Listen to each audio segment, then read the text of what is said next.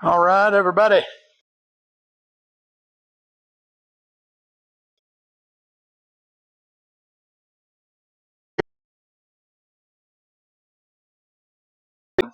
We got water heating up back here. We're going to do a 6-gallon mash of the wheat whiskey kit, the newest still in the clear ingredients kit.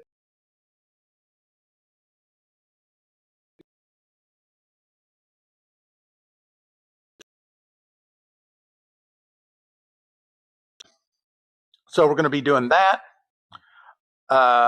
Zach ran his apple brandy. When did you run that? Saturday. Yeah. So if you guys aren't following him on TikTok, ABV guy on TikTok. I put the caps back on there. Okay. We had let them, we took the caps off and let them breathe through the paper for, I don't know, how long would you say? 18 hours-ish. Yeah. On the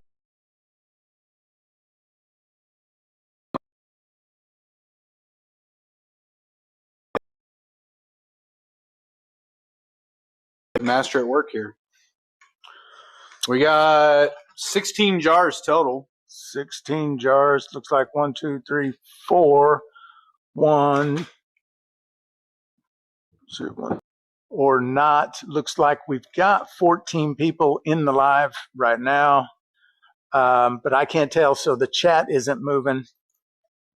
On YouTube and see if the live is still up or if it's down.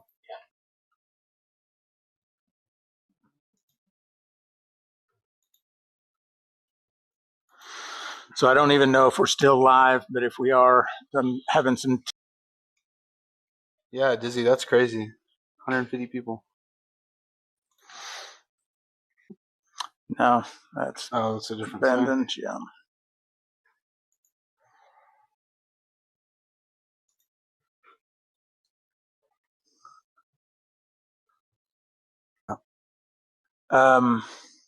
You might have to jump off.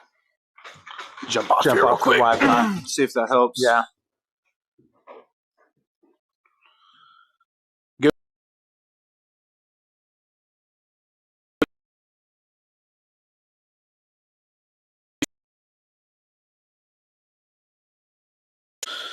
Okay. See if that helps. Okay, Zach was trying to go live on TikTok at the same time. We think that might have been the problem. So he jumped off there. Let me know if that seems to have solved our issue. We good? We good? Damn it, TikTok. So I'm just going to keep talking unless I see some chats that say everything. Looks way better. Awesome. Way better. Okay, good. Cool. So where were we? We were, we'll just go over it since you guys were only catching a certain portion. We're doing the wheat whiskey kit from Still in the Clear tonight. We've got the water heating up back there right now. We are blending the apple brandy that Zach ran Saturday. And I had also said that if you're a TikTok person, if you like TikTok, he's on TikTok, ABV guy. Well, we both have channels. There's Still in the Clear on TikTok. Yeah. There's ABV Guy, which is me on TikTok. It's really both of us because all my videos are normally little segments of this stream. So, yeah, appreciate you going over there and following me if you want to. If you don't, that's okay too. Okay, good. Looks like everybody's saying it's better now. So we're doing that. And then we've also got some strawberry kiwi wine that we made in episode 3, and I've bottled it. It's a little early, but I went ahead and bottled it just so we'd have something to drink tonight. Hell yeah. And it turned out pretty good. What'd you say it was? Strawberry kiwi wine. Oh. And I made it with just, it was just another concentrate wine, really super easy. Where do you think it ended up ABV wise? 12%. Ooh. But you're going to be surprised when you taste it. Really? Yeah. Oh, I like those. Yeah, it was started out at 1.100. I neutralized it at 1.008. Nice. So I didn't let it finish all the way out. A little bit of sugar content still in there when you shut it off. Yeah, and I like back that. sweetened it. I added another quarter cup, Okay. third of a pound or something. I don't know how the pounds translate to cups, but that'll be fun to break out. Sounds like it's going to be good. Yeah, and I was noticing some of the chats you guys while you were waiting. Somebody was asking about the chickens. We are going to do the chicken deal. It's probably going to be first or second week of December before we get to that. I'm as excited about that live as I think that I could possibly be. That's something, I mean, we've never done before. Right. No idea how it's going to turn out. No idea what that chicken's going to taste like after. Right. So. It could be like a 3 or 4 hour live. It's going to be a longer live for sure because we're going to have to, I mean, we'll run the whole run, I'm sure. And no lucky ABV guy doesn't have a YouTube. I don't think. We're talking about it. I don't have one right now. We need to make one. It's, I need to do that. Florida Shiner, good to see you in the chat, man. Good to see you back. You've been MIA for a minute. Hey, what's up with that, brother? Did you have a bond issue over in Kansas? What's going on there? Winsong's in the house. What's up, Winsong? Clinton is in the house. Looks like a lot of the regulars are hanging out with us. That's awesome. A lot of the regulars from the MeWe for Beginners group. MeWe for Beginners group over.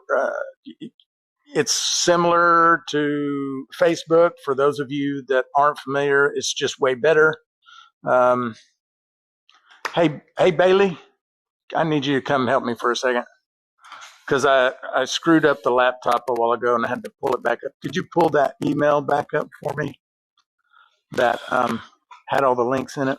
Also, I don't know which one of you it was, but a homeless man threw a beer bottle at my truck today. So whichever one of you guys is walking around downtown Fort Smith area slinging glass beer bottles at work trucks, bone to pick with you.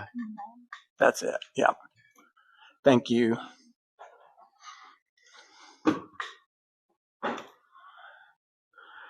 All right. Let us know what cocktails you're enjoying. I see some drink emojis in the chat.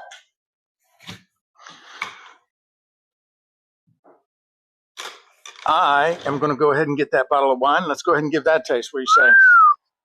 Probably better do it now before we taste all this brandy. Yeah. I don't know what that wee stuff is on all the brandy, but come on, man.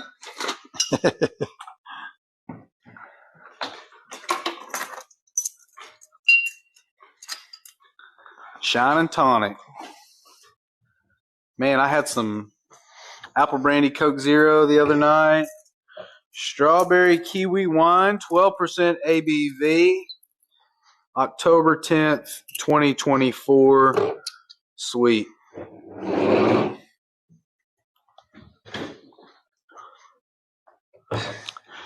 And I bottled it a little bit too soon. It could have cleared a little better, but that's all right. Josh Golden in the house. Paul McKinley's in the house. Oh. 420 tonight. Let's see what we've got her.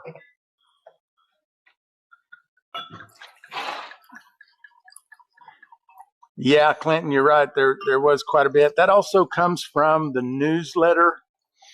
And Clinton, I don't know if you're aware of the newsletter. We have a monthly newsletter called The MASH, and it goes out the first Wednesday of every month. And there's a couple of articles in there, feature articles. We always have a new recipe in there.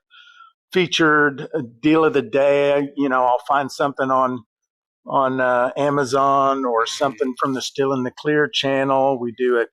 There's like a single question Q&A for the beginners and a lot of good stuff in that newsletter. Oh, Clinton, good. Actually, I'll put a link for those in there right now. So we've got the MeWe group. For those of you that are interested. That's a big group now, too. What's that up to? I don't have any idea. I know we passed 3,000 members. Now, 3,000 members in a MeWe group is a pretty good size. Yeah. Like there's not 8 billion people on there like on Facebook. Yeah. But so there's a link in the chat right there if you guys are interested in joining. If there's anyone in here that's not already in there, I recognize most of the names. Oh, Lucky D says there's between 3,200 and 3,300 members. Crazy. You know what's also crazy? That wine. I jumped the gun. So what do you think? Oh my God. It's fun. So it's like there's no. That's a flavor that I would like to work towards achieving in terms of smoothness. Like, you know how a lot of times, especially a young wine, you get that bite, that little tart, that little kind of like little punch almost. Yeah. You said this is 12%? Yeah, that's 12%. That's what the math said. And yeah, it surprised me because it doesn't seem like 12%. And I was thinking, what did I do wrong? But I know I wrote down the starting gravity and the final gravity. So that could be an absolute problem for someone. Yeah. Olin's in the house. How's it going? New Zealand. 3275 in the MeWe group. Thanks, Lucky. I feel like New Zealand's a highly underrated country. Shannon from New Zealand. Man, it's legal over there, like completely legal. New Zealand, real cool. Yeah, legal. They have all kinds of stuff to hunt over there, too. They have all kinds of weird animals we don't have over here. Well, we do, but they're all kinds of like... I like New Zealand. I would like to go there one day. Yeah. Oh, man. Okay. Well, you ready to start? What do you think? Oh, hey, do we have a faints jar, or do we want to use one of these as a faints jar and one of these as a... We'll take care of faints afterwards. Just leave them in the little jars. Got it. And just use those for your keepers. And let me ask a question in the chat right now. I know we are typically sliding things on this table. Yeah, how bad is that? When I was doing editing, that seemed like that was pretty harsh. So put in the chat. Let me know how badly does that sound when we're sliding things around, and I'll try and remember not to do that. Is it like white noise? Could you sleep to it? I probably couldn't.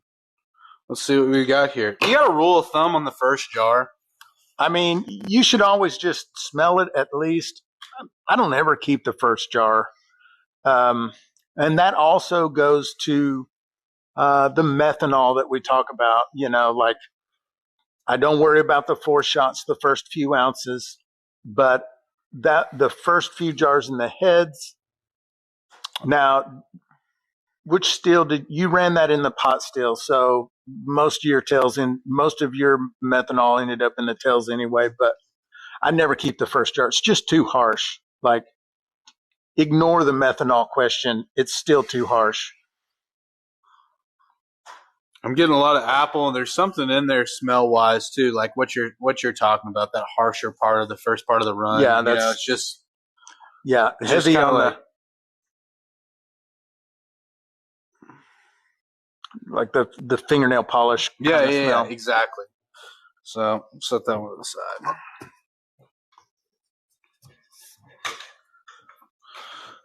And jar number 2. Oh, Winsong said it's not too bad with her terrible speakers. Coffee with Chad says it's loud. Paul says it ain't no big deal. Well, I'm going to try to pick them up. Olin says it smells on the chalkboard. So maybe, we'll just try to remember not to slide it. I don't know if you can read this. We got jar number 2 at 140 proof. Okay, we eased off some of that front end harsh smell. There's still a little bit there. I'll go ahead and give this one a taste. And another thing I'll keep in mind too, like, did you say you're using this to make post flavored shine? Yeah. Is that what you're going to do? Yeah, like apple pie. Mm-hmm. So you can be more liberal with your cuts because you're going to be disguising a lot of those flavors. Mm-hmm. So yeah, you can be not quite as tight as they say with your cuts. Yeah, this one's, I mean, it's got a little bit of that, less obviously than that first jar. Mm-hmm. The apple kind of throws a little bit of a kink in it too, because it's that apple smell is kind of similar to some of those. You know what I'm saying? Yeah, you're still. Yeah, I remember when you were running it, I was surprised how much apple smell was throughout the entire run. Yeah, but no thumpers, no nothing. I mean, we ran it on the Copper Still Co. And 15-gallon traditional. Yeah. Yeah. So I probably wouldn't keep that one either. Setting her to the side. But now I'll give you my opinion on all of it. But this is your run. Keep whatever you want to keep. No, I mean I agree with you. I want to end up with an end product that's quality, that I'm proud of, that I can hand someone, and so I want it to be the best it can be. And you know, we've made several videos too on the TikTok accounts about the first part of these runs, and you know, the methyl alcohol methanol component of that. Mm-hmm. Just because I'm not putting them in the jar for my finished product doesn't mean I'm wasting. Right. You know, we're going to set them to the side, and we're going to find some use for them later on down the road. Even if it's a Faints run, we run it again. Yeah, even if it's making a big fire in the parking lot. Number 3, 139, exactly. Y'all might see a video about that later on. Outside of the grid, good to see you, brother.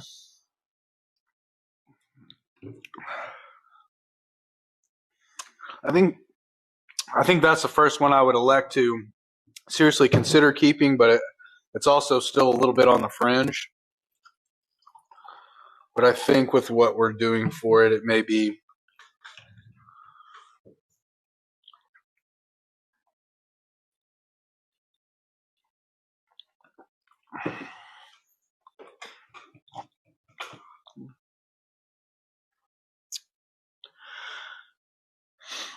That would probably be one of those that I call maybe. I set it to the side. We're gonna put it in the maybe pile. I agree with and that. And then I blend all the for sures first, and then I make the decision. See where you're at there, and if I was making if this was going to be something I was going to age and all that, I probably wouldn't keep that. Wouldn't? I probably wouldn't. Yeah. I agree. I think we're like Cyrus was saying, we can be a little bit more liberal when we know we're post flavoring and we're doing some things. And sorry, I'm sure that was loud too. Lucky, he's actually doing a taste also. I'm going to taste each jar. The first one. Yeah, I didn't taste the first one because we knew what we were doing with that. But I'll be tasting each one of these subsequent jars. Probably, all the way down. The 16 jars at a 90 proof. Right now, I'm at 139 on this jar. Drollop, you're welcome, brother. I'm glad you're enjoying the videos. Glad to see you jumped in and got you a still. You're going to have a good time with it. That's a keep. There's a lot of videos on this channel and a lot of other good channels too. I think I saw Randy with I can't remember the name of his channel now. Still Works in Brewing. He's got a lot of great videos that'll help you out. I got to try and remember and look at the camera instead of my laptop. Well, and I'm bad about that too because I'll get kind of sidetracked. But piggyback on what Cyrus was saying, there's been a lot of cool guys, Moonshine makers, some TikTok creators, some guys that just like to watch and make some at the house, and some people that haven't made any. And so it's been kind of nice meeting all y'all. Yeah, I think you'll be okay keeping that one. Into the jar you go. Oh, you know what? I should have stopped you because you should be in the middle of the run doing starting your tasting instead of at the heads. I wasn't even paying attention. What do you mean? So when you're doing your tasting and your smelling, you should start in the middle of the run because right now you're burning your palate. Oh, because it's higher proof. And now when you get further down, your palate isn't as sensitive. So so you cut your run in half. Yeah. Start with that jar. Start in the work towards your tails, and then come back and work towards your heads so that you're doing your heads last. I wasn't even paying attention. Damn, helpful advice there. What's up, Wade? All right. So you'll notice on this jar, we went to a bigger jar. That's because we were pretty confident we were in the hearts of the run, kind of smelling as it's coming out, pulling jars off, giving them a good look, taste. And when we got to this jar, we were pretty sure we were into the hearts, and so that's why we sized up. Oh, yeah. Noticeable difference. Right. Noticeable difference. Yeah, Drollop, if you're not a member of the Moonshine for Beginners on MeWe, that Lucky D is showing you that link, I guarantee you, I can confidently say that is the best place on the internet to go get your advice. That it's active all day long. People are friendly and helpful. Get all your questions answered. There is rarely a question in that group that gets unanswered. So go check that out for sure, because Just over here where you guys definitely going to be a lot of help. set these over to the side. Yeah, Randy, a sip of water helps too. Yeah, so I'll get you a bottle of water, and every now and then you can just your palate. Cleanse the palate.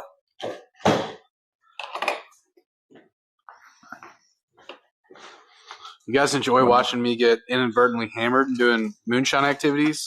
Thank you. Is it as fun for you as it is me? Oh. Here we go. Oh, man. 41 people in the chat right now. That's awesome. Thank y'all. That's killer. If I can get... Go ahead.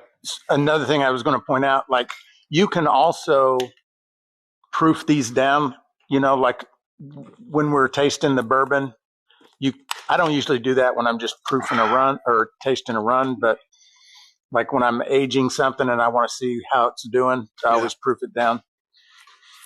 How do you mean? So what did this lid say this proof was?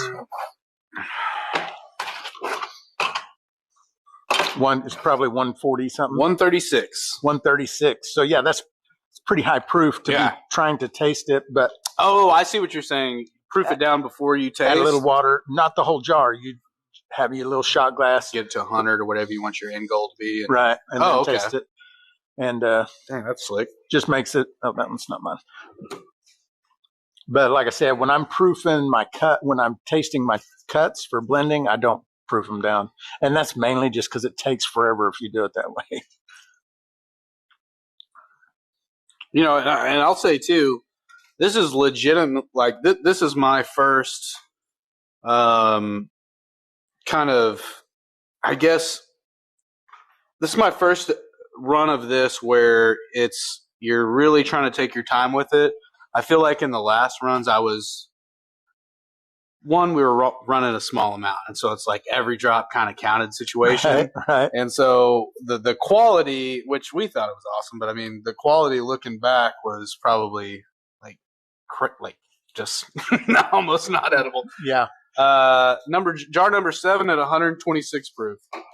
And at this point, I would also, you may not want to do this because you're still kind of figuring this cuts and blending out, but at this point, I would just be smelling, and just like you can tell by the smell, like I'm still in the hearts, and I don't even have to taste it, just to try and avoid getting saucy.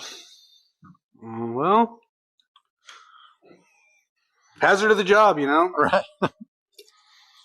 Yeah, Clinton, that's a good point. Clinton says he uses an eyedropper for this part. I talked to a guy, and I think Randy does it that way too.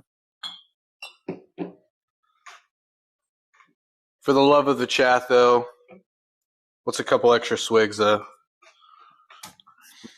Number 8, come in at 120 proof.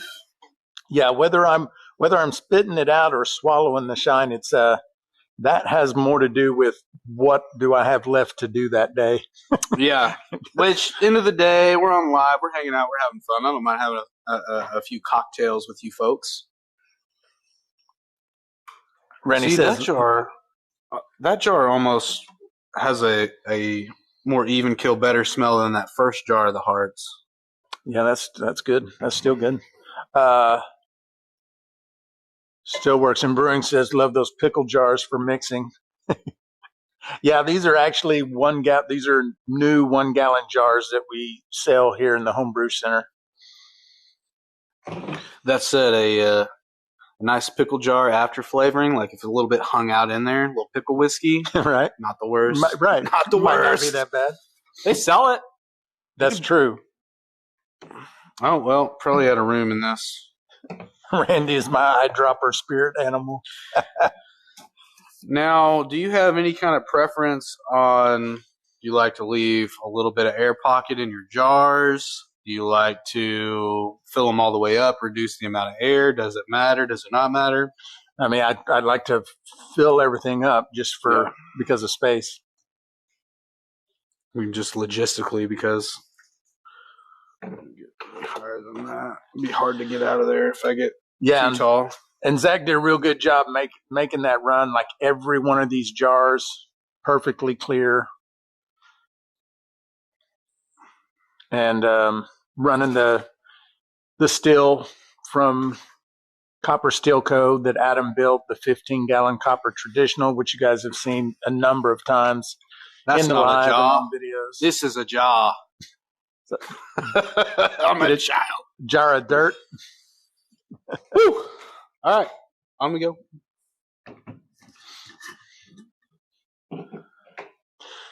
Lucky D says, just as long as ABV guy keeps his clothes on. Dude, no promises, brother.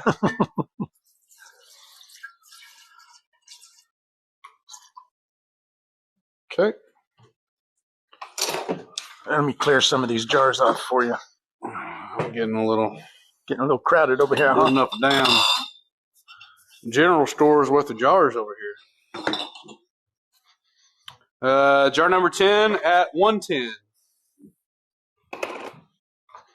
Also, if you were watching the live on my TikTok, we did some koozie giveaways. I mean, we were guessing the proof on a lot of these jars before I was, proofing them out and testing them, doing some giveaways. So that was a bunch of fun.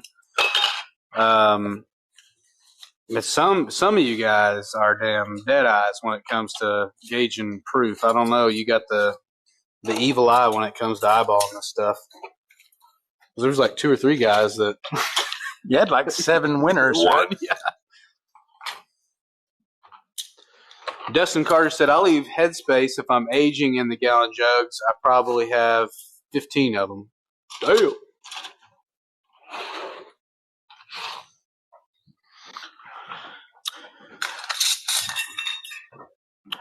I haven't even been paying attention to this back here. Went back to our smaller jars once we were kind of out of the big fat middle of the hearts.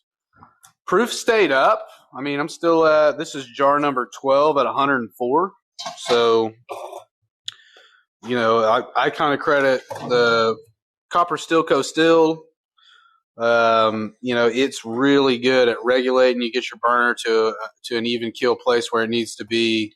And, I mean, it just kind of held perfectly. It was super consistent. And so that's ready whenever you're... It's weird how you get a jar, back off towards the end. Yeah.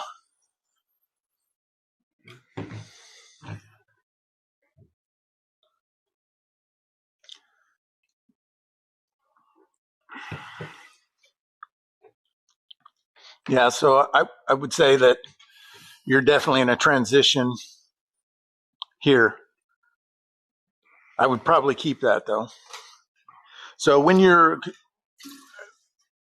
making your run, I'll say this: when you're making your run with a regular pot still, you are constantly moving from one portion of the cuts into the other portion of the cuts. They get smeared across the lines, so you're never truly in pure hearts or pure heads or pure tails. Things get smeared across all the way across. And so you can start to taste that major transition. Like if you think of the hearts and the heads as a bell curve, they will overlap each other. And so there will be this transition part where you're tasting, you've got both heads and hearts. Yeah. And the same thing will happen in the tails. Now, that's not exactly true if you have a column still and if you've got some experience running your deflagmator or plates or whatever. But when you're running a straight pot still, there's lots of smearing. This is jar number 13 at 105. For me, I would consider this one a maybe or a put to the side. I'd want a second opinion on her. Yeah, I would definitely call that a maybe. Yeah, because you're pretty close to calling it now. Your last jars, they're pretty much going to be tails, but you want to sniff and taste each one of them because you may end up with one of those just random jars in the tails. There's like, oh wow, that one just kind of tastes great. When we were pulling them off initially, I kind of took a middle note. I remembered that one of the last 3 or 4 jars or so, that was the case because I found it really weird. I was asking Cyrus about it. I said, man, this kind of came off towards the end, but yeah, it's and I'm not 100% sure, but I think this might actually be the jar. And by smell, I think it probably is. Let's taste it. Yeah. Yeah, Lucky, you do have more control over that. You can make that line between hearts and tails or heads and hearts. You can make it more distinct and have less smearing when you're running a column still. Because you're running so much faster or what? Well, so you have more reflux. Yeah. Even if it's just passive reflux, because of the height of the column, Sure. You get more reflux. That reflux does a lot of that for you. So a lot of the vapor that travels up into the column and then gets recondensed and falls back down, and then travels back up and gets recondensed and falls back down. That is separating your hearts and your It's fractionalizing it for you. Okay. And then if you add on top of that a deflagmator, okay, or plates, every plate is doing another fraction for you. That's not the right way to say it. It's fractionalizing it for you. And then if you're doing a deflagmator, you control with the water flow how much reflux you're creating in the column, and so that you can, like for example, you can compress the heads. Like you can have your water on your deflagmator cranked all the way up so that nothing passes. All right. But your still is hot enough and it's creating vapor. It's just all of it is going up there, hitting the deflagmator and falling back down. Nothing is getting past. Yeah. And so you are able to compress the heads that might be smeared across 4 jars. You're able to compress it into like maybe 2 jars. Wow. So, yeah. So, overall in that kind of a setup, you're going to get a higher yield. You're going to be able to keep more. I mean, is there... Well, I mean, that depends. I mean, just as far as like, okay. I mean, and again, this is my layman brain, beginner brain. If I'm condensing that into the first jar or 2 or 2 jars of the run, depending on where it ends up, mm-hmm. I mean, am I eliminating those bad flavors and tastes throughout the run? And I'm able to keep more, or is it essentially no different? Like, even that, there's variables to that. So one way you can think of it is the more reflux you create, the higher the proof. And so you end up with a smaller yield by volume, okay, but it's a higher proof. So where on this run, you might end up with, say, 1.25 gallons at 110 proof, maybe. Mm-hmm. But if you were running a column still and these first jars started coming out at 165, yeah. So you won't have 1.5 gallons, but maybe you have a gallon that's higher proof. That's higher proof. Yeah. So makes sense. The variables are going to be, how are you going to proof it when it's all said and done? When you're talking about yield, yeah, that makes a difference. What was this one? This was the jar that I'm thinking somehow. This is jar number 14, come out at 95 proof. So see, that has that. The tails have that kind of wet cardboard smell, and this one has just a sweet smell in it. Yeah, it was super weird. I remember when this one was coming off, and I almost wrote something on my jar lid there. Yeah. Because I thought, man, that's just really interesting that I've had 2-3 jars that were like, maybe not, probably, I don't know. Yeah. And then this one just came off, and I was like, ooh, yeah, I like it. Yeah.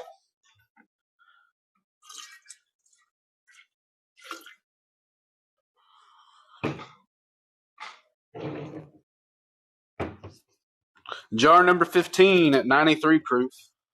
Yeah, Wade, you're exactly right. Personal preference on all of this. And, we've lately had a lot of discussions about, do what you like. I tell, do it the way you want to do it. Like, don't listen to me to tell you how to make your heads, throw out the first 3 jars, or your heads are, I start beginners who haven't learned how to make their own cuts yet. 30% heads, 40% hearts, 30% tails. And that's just a starting point, a way for you to start to know somewhere you got to make your cuts, but you haven't learned what your preferences are yet. Right. You haven't learned how, maybe you don't have the process down for how to taste these jars and all of that. So everybody's got to start somewhere. But for sure, always just go by your own preferences. Yeah, I mean, and the videos I post on my TikTok, the conversations that we have here, I don't think any of us are ever like, I've never once held a position that was like, no, you need to do it this way. Yeah. Because there's, first off, there's 1,000 ways to skin a cat. As a people, we've been making alcohol for thousands of years. I mean, do what you want. Yeah. Exactly. So, okay, this one is jar number 15 at 93 proof, and I'm getting a little bit more of that, not so much on the smell, on the taste, like I don't know if it's just the lower proof, but you're getting a little bit more of that, like, something. It's very tailsy. It's it's back to the wet cardboard kind of thing. Yeah. Exactly. So this is going to be a nah.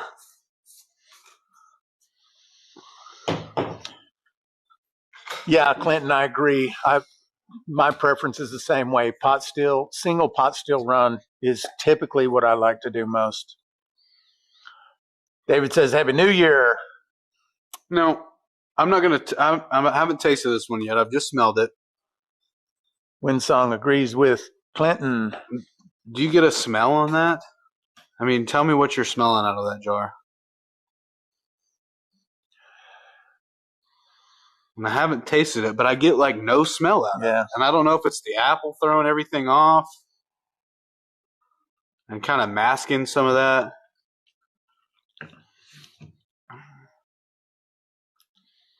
Yeah, that's probably not one I would keep either. Yeah, because when you taste it, you know instantly. Yeah. It's got that super specific tailsy taste. When you smell it and you don't, I mean, it didn't smell like it tastes like that. I'd say that.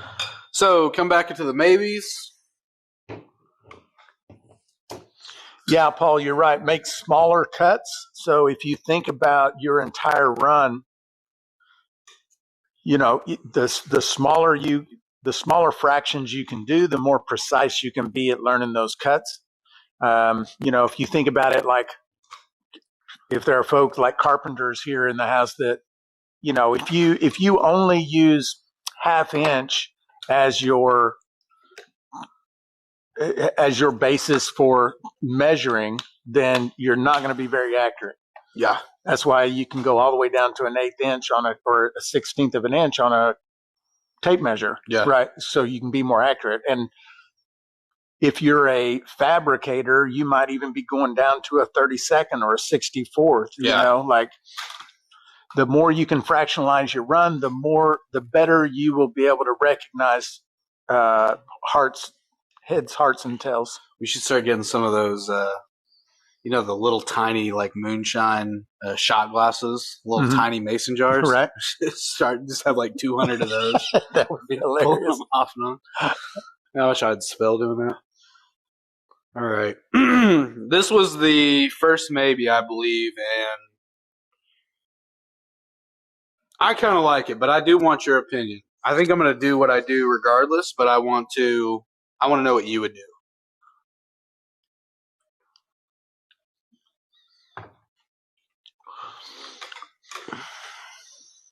So at this point, if there would be a couple of things I would want to be doing. Yep.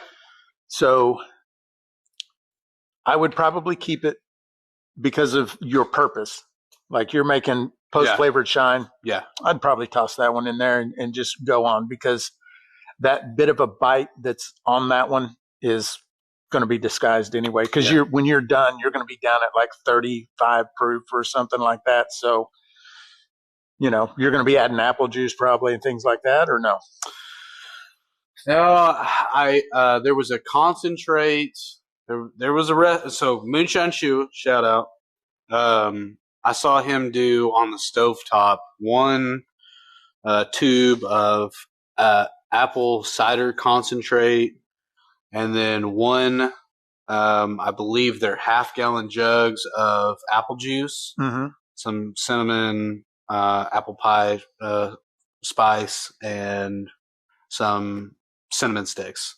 Heated those up in a pan, got them real hot, got everything incorporated, took the cinnamon sticks out, threw his mixture in. That was essentially his. Yeah, so if he was making maybe 3/4 of a gallon on the stove, if he had a half gallon of, and how much moonshine did he add to that? Do you remember? He said in there, and I don't remember. It may have been a gallon, but I don't want to misspeak. But I think it was a gallon. So, so either way, you're dropping the proof way down. So the point that this jar might have a bit of a bite, it's not that big a deal for what you're doing. Yeah. So, and I'm going to end up with roughly a gallon and a half, I would say. So I'll kind of spice that up, back flavor it. And what would you think if I took equal parts as it sat right now, gallon and a half to say gallon and a half? That's actually going to be about what it's roughly going to end up to, and it'll be a little bit weaker. But I wanted to shoot for a higher proof. I wanted some of that bite to come through. You know, when you open the jar up, I wanted it to obviously be. It's an apple-based brandy, and so it's got that going for it already. But by the time I put that back flavoring on it, I wanted it to be, you know, roughly around 100 proof. I don't know if that's achievable. I don't think it is. Probably not for what you're going to be doing, because, I mean, what you'll have to do is take these two jars and start mixing them, right? Because this jar has a higher proof than this one. Yeah, right. And so start mixing them back and forth, getting them stirred up real good, then take a hydrometer reading. Okay. And I don't know what you're going to be at, but 120 plus maybe. I don't know. My bad. I wasn't even first maybe. Number 3 at 139. I wasn't even paying attention really to the proofs as they were going down, but you're going to start with a pretty high proof. But in order to mix half and half, something with 0 proof with something else to end up at 100 proof, you got to be adding 200 proof. That's just the math. Right. It's just the average. Yeah. So you're not going to be able to do that. I think these would average out right now somewhere around like 100 or like somewhere in the 120s. Because my lowest one that I put in there, didn't put that one in there, was 105. And then the highest was 141. And then the majority of those Hearts jars were in the high 130s to low 140s. Okay, so you're still going to be at a pretty It'll high be a high proof. It's just not going to be around the 100 where I was wanting. But that's okay. I mean, there's things you can do as far as reflux and stuff differently to achieve that higher proof. But I'm pretty happy with this first run. You know, it was cool. It's been an awesome learning experience getting with you, and you kind of showing me, some things that you do to help out. Yeah. All right. I turned this heat down because it was ready before you were ready. We got to get this going because this is going to take a while. Oh, yeah. I forgot. Here we go. So, we're going to be doing this kit right here. This is the wheat whiskey kit. This makes a 6-gallon batch. It 7 pounds malted wheat, 4 pounds ground corn, and 1.5 pounds of malted barley. So it also comes with high temperature liquid enzymes with the gluco to convert starches that way, especially if you're a beginner. That makes it a lot easier than doing it traditionally. Comes with the yeast, and it comes with 2 medium charred oak sticks to do your aging. And if you wanted to mash this in traditionally, there's plenty of diastatic power to do that with these malted grains, because you've got 8.5 pounds of malted grains. Talking about just a cold ferment?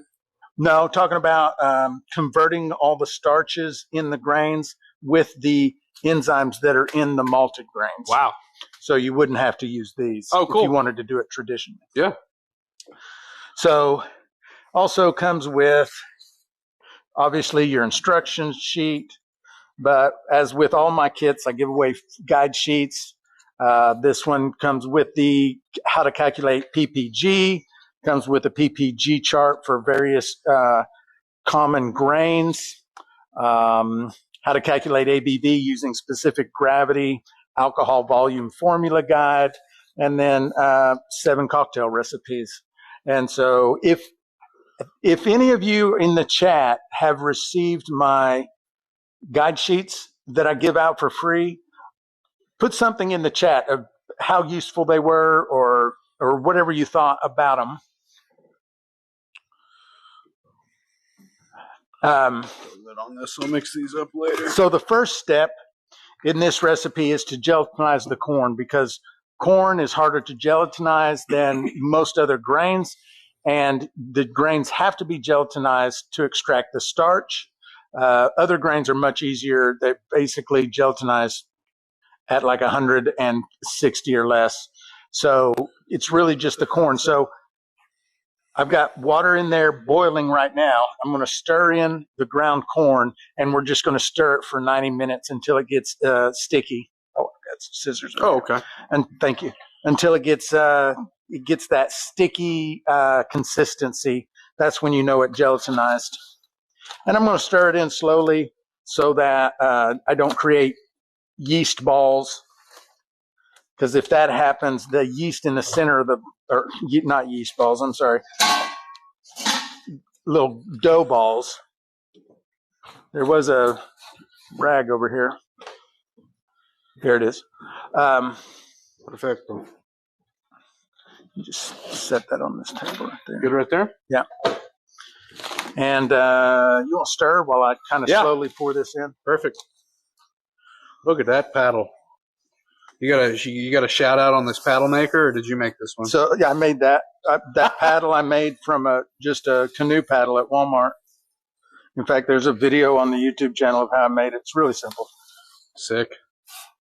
And I didn't this is a 6-gallon batch, but I only put 3.5 gallons in here because I'm going to use the other water to cool it back down so that I don't have to wait for them to cool down. One thing I like about your kits is the instructions that come with them. I would consider myself someone who talks about this kind of stuff a lot, very new to it, and you don't always know what you don't know, and I feel like that instruction sheet that comes with it is really super helpful in terms of just they're kind of being idiot proof, which I need. Yeah, I try to be as specific as I can without like writing a book, but. Well, it's kind of your straddling line. You're not trying to overdo it and confuse people, but at the same time, you're trying to give them what they need to be successful in their in their distilling. So,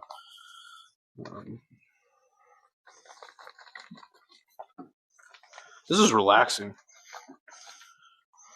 I'm glad you like it. I'll let you do it for the whole 90 minutes. Okay. I will.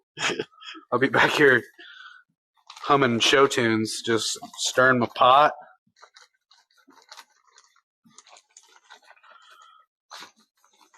And I'm going to ferment this in one of my blue barrels.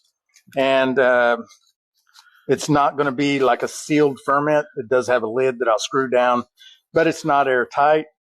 And which is kind of the way I prefer it when I'm doing grains. And then, let me see. Got some of the, see the little dough balls there? I'll squish them up. Mash them. Mm-hmm. And it's just non-stop stirring. Hell yeah. Check the temperature. We want to stay at 190.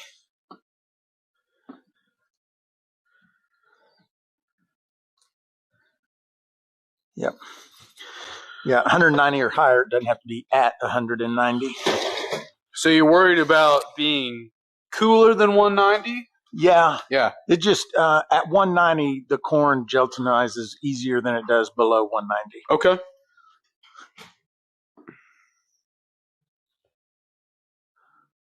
David said, I heard you were good at stirring the pot, Zach. You know I can, Bubba. I'll stir this damn thing. I'll stir the proverbial pot in there in the chat, too.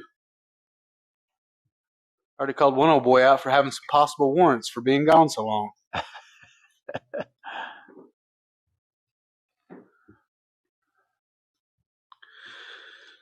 Cyrus, when you're doing this, you're really just trying to scrape the bottom of the pot, kind of constantly just keep that bottom end moving around. Right. The reason we're stirring is just to make sure the corn doesn't starch because the flame is still on at the bottom. And some people will use a mash tun, they'll take like one of those big 10-gallon orange igloo drink things. Yeah. And then just pour boiling water on the grains, stir it up, and then close it and just leave that for a couple hours and gelatinize the corn that way. Man, this stuff is rolling. Might be a little. We want to get a little turn that down a little. Don't want it that hot. We don't want to be boiling it.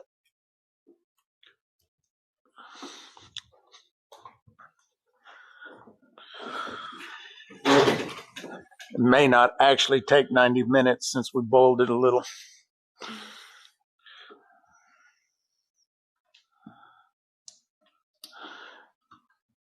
So,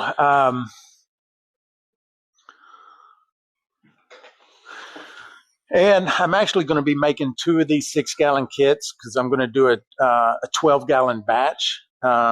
But tomorrow I'll make the other 6-gallon kit. I'm going to record it and make it, just a long form YouTube video for the channel.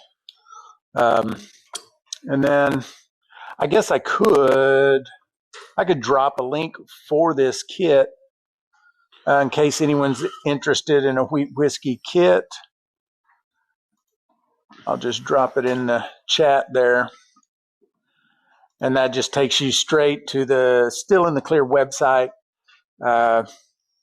in the shop where I sell all the kits. Damn, this smells good. Yeah. Yeah.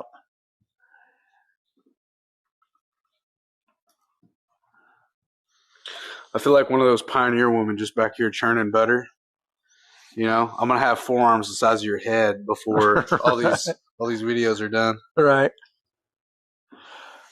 I haven't done any of the research for the Pechuga myself, but I mean, I won't have to do much research on it because we're basically not doing that recipe anyway because we're going to make it a chicken bourbon. I don't know what to call it. We'll come up with a name for it. Maybe y'all can come up with a better name than Pechuga for a bourbon that was made with chicken. Wild cock whiskey. get that going in the chat. Wild Not cock trying to create whiskey. an echo chamber here, but I like it. Not trying to create an echo chamber here, but I like it. Or, I mean, I guess maybe tame cock whiskey is better. No one likes a wild rooster. Let's be honest. If you've had one on your place, you know firsthand, like, they're a problem. Yeah. They're on the cars. They're attacking guests. Yeah. Everyone wants a tame cock. Shit's getting thick. My had a niece that was like in kindergarten or first grade, and we had one of them mean ass roosters, and jumped up and got her on the face. And picture day was the next day, so she had her battle it was scars memorialized. It was memorialized. Echoed throughout eternity. Yeah. Rooster may have died, but his legacy did not. Yeah. We've still got, I wouldn't say as much of a rolling boil, but definitely a boil. And I can almost feel on the bottom end that it's getting a little, give that a push around. See if you, just kidding. Yeah, see, this has already got that gelatinized kind of sticky texture. Probably because we boiled it. But go ahead and turn the flame all the way off. Okay. And we're just going to let it rest because I don't know. I mean, is that gummy look that you're going for? Yeah. Let me get the spoon and I can show you guys.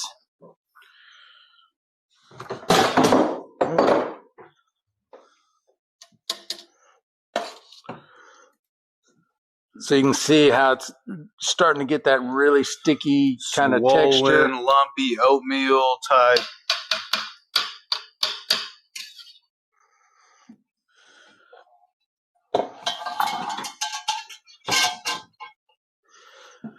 And the heat's been turned off. You're not even going to have to stir it. We're just going to put the lid on it and let it rest. Okay. Because it's going to be all right just from that.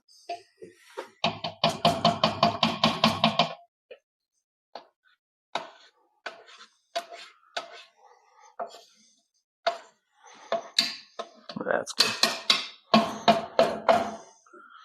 Stick it in that blue bucket right there. It's going to get dumped in anyway. There it is. So we didn't have to stir that one for 90 minutes. Which is cool with me. I'm kind of making an assumption that we got it good enough gelatinized. But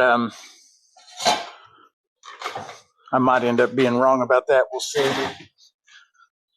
Zach needs a new shirt. I do lots of corn stuff. What's wrong with my shirt, brother? You don't like this way? This is authentic 1990s. Probably at the time, a really heavy-set gentleman was wearing this around because everyone's a little smaller back in the 90s, but I like my shirt. Chicken corn. We haven't spilled any liquor yet. When's that part of the show? Lucky, it's coming.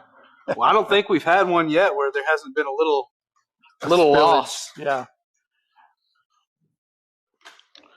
I'm about to spill some into this glass.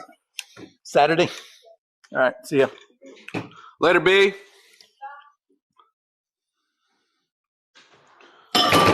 There it is, brother. You asked for it. You got it. God dang. It's almost like you did that on purpose. Oh, shit. Well, normally, if I was going to do it on purpose, I probably wouldn't do it right on top of a wine glass. Right. God, dog. Who spoke that into existence? Winsong said we haven't had enough to drink yet. I don't know that that's true either. All right. Take two. Golly, brother, that is good. Yeah, it did turn out good. It's going to be even better because I got to, ended up making 4 bottles. And let some of them sit for a few months. It'll get even better. The show is now complete. Right. Well, hey, give the people what they want, I guess.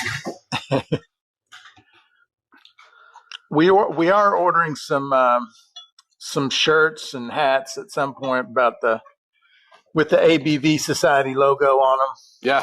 I haven't ordered them yet, but those are going to be sick. Going to get some.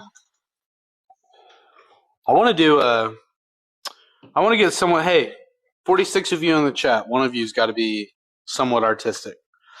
I want someone to get us an ABV Society type design that's like kind of, Dead and Co. Just kind of cool, weird, out there, just cool designs, whatever you're thinking. I'm putting that out there into the chat. We'll see what returns to us. I didn't post the wine recipe yet, Lucky, but I think we made it in episode 3. We made it in the live, but I will. So I don't even remember what it was, except that I know I used strawberry kiwi concentrate juice. Yeah. So that's what I used to make it. Really super simple. And I think I used the EC 1118, just a basic recipe. Is this one you did in a how-to, or did we do this together? No, we did this on a live. What? Dude, yeah. I was thinking it was just you that was awesome the whole time. I didn't know that I had part in this. No, we did it on. What the hell? I think it was episode 3. Heck yeah. It's just wild how there's no, it's one of the hardest things for me so far has been eliminating that little punch. I mean, and this is a new wine. I mean, this is, pretty young. Yeah.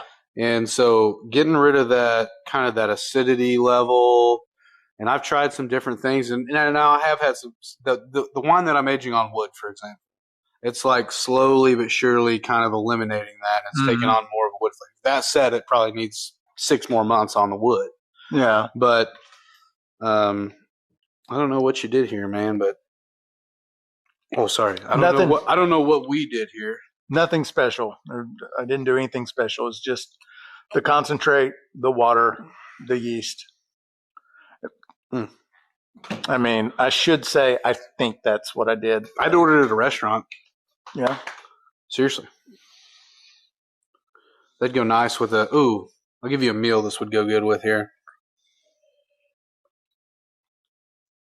I already know. I already got it in my head what would this would be good with. I'm gonna say this because it's so light. It's mildly sweet. It's real smooth. I would love this with something that's a little on the saltier end because this is so refreshing. Mm-hmm. So if you gave what I've got in my head is a little on the salt side. Okay. If you gave me a nice, 2 to 3 dozen fried crappie fillets for me just to bear out on, and I had a bottle of this, I am maybe as high on the hog as I could be. Yeah, that would be good. For sure. What were you thinking? A chicken Alfredo, fettuccine. Oh, man, I love Alfredo. Yeah. Yeah, you're not wrong at all.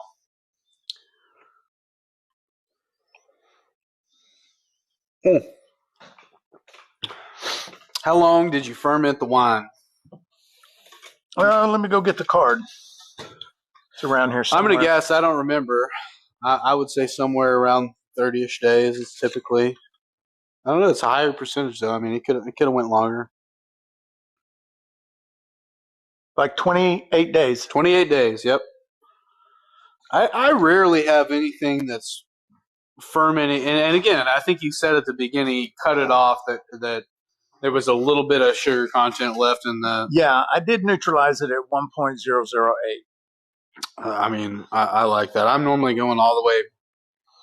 and again, I'm still figuring out on the wines, but I'm normally finding myself going all the way through ferment and getting to 999, depleting every bit of the sugar out of there. I think that what I like about this was achieved by cutting it off before you get under that number. Yeah. Oh, it had already been switched. Switching the angle back. Oh, sorry about that, guys. Well, we are really delayed. I didn't realize it. Yeah, there's a good delay on there. Like 10-second delay, huh?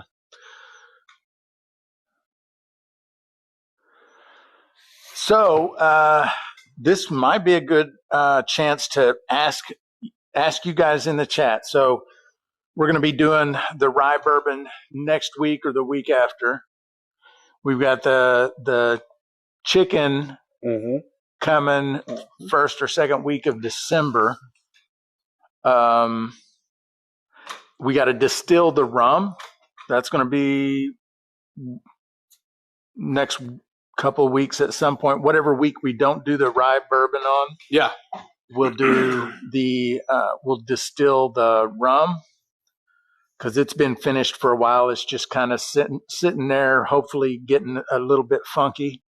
And I like it. What else would you guys like to see us jump into? Oh, I must be missing something in the chat. I don't know. Popping changes at starts. We go. Oh, they're still talking about sharing it on your Twitter.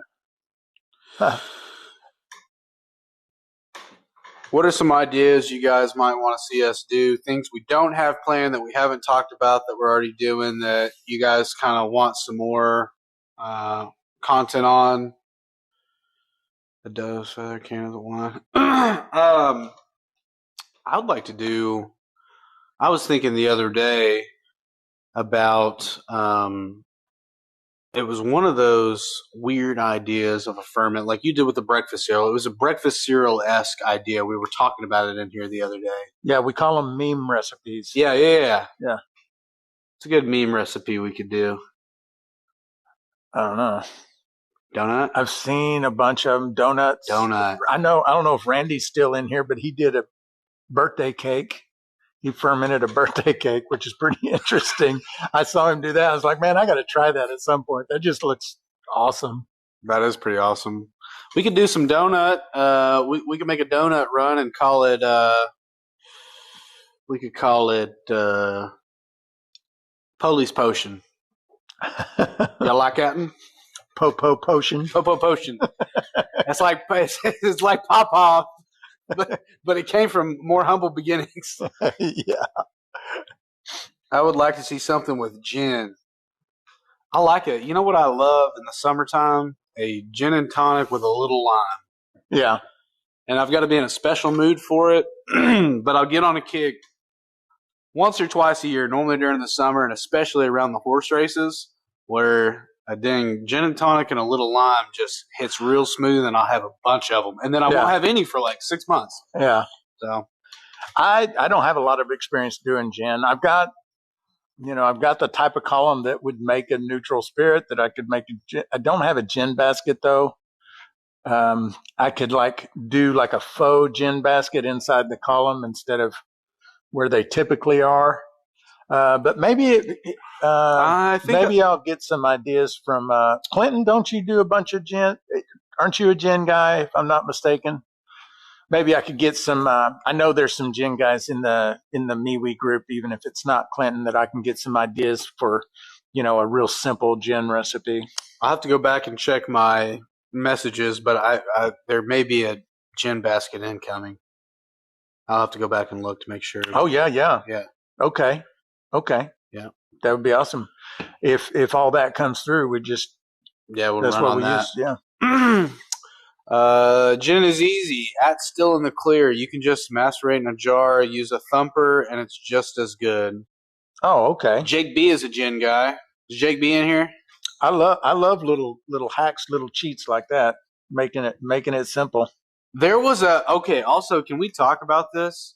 We're kind of building up the chicken in the pot recipe, and we're looking at the chat before, whether you guys know it or not. When you guys come in here and you're waiting on us to start the live, we're reading your comments. We're seeing what you're talking about because it helps us, prepare for the live and kind of understand. And it's not like we're just hanging out making y'all wait. Like we're getting things set up. Yeah. There's, we got a whole lot. There's a team of 20 to 30 production people running around here making sure we have what we need. But so we're reading those comments, and I noticed in one, and I can't remember, he may still be in here. I can't remember who said it. Someone was talking about hanging a pork rib over some rum. And I turned to Cyrus and I go, we've created an absolute monster here. Right. Because, what all are we going to be doing? Dude, now? All we're doing is hanging meats and stills now, I feel like. Because it's just so. Dude, hey, and I'll say this. If the chicken turns out good, like if the chicken, because I think the whole shtick at the end is, get the chicken out and you try it because it's steamed, it's cooked, I'm not eating medium rare chicken, by the way. If somehow it doesn't cook all the way, I'm not eating it. But, well, at least look at it, see if it's safe for human consumption, at least at a glance, and then try it. And I'll say this. If the chicken is good, if we bite into it and we are pleasantly surprised, it will not be the last meat I hang in a still. Right. No shot. I don't think, I think you're going to have to set your expectations lower. No, it's not going to be good. I already know that. Okay. Yeah. No, it's not going to be good at all. But I'm saying there's some way maybe where you get where you bite into it and it's not just like, oh, this is boiled chicken, that tastes like a little bit of ferment and heads and tails and cardboard. I mean, there's a world where it actually is okay. Yeah, and I'm scared of that because it means there's going to be bolognas in there. Right, there's going to be freaking rack of ribs hanging, and it scares me. My mom ate raw hamburger.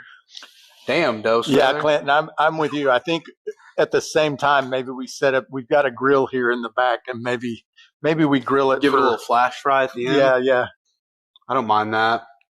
It would be interesting to kind of give it a quick deep fry dip, or I don't know. I'm sure it's not the last run we'll do.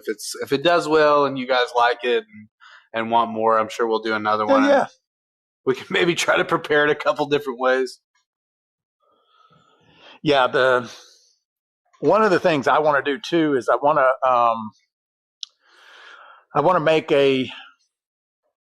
to use a neutral spirit, or it doesn't have to be all the way neutral, but a high proof to make a vanilla extract. Like get half a pound of vanilla beans and stuff them in a jar, fill it up, and just let that sit. Yeah, and then put that in a oak barrel and just prime the oak barrel with vanilla, then dump it out and then age a bourbon on it. Oof.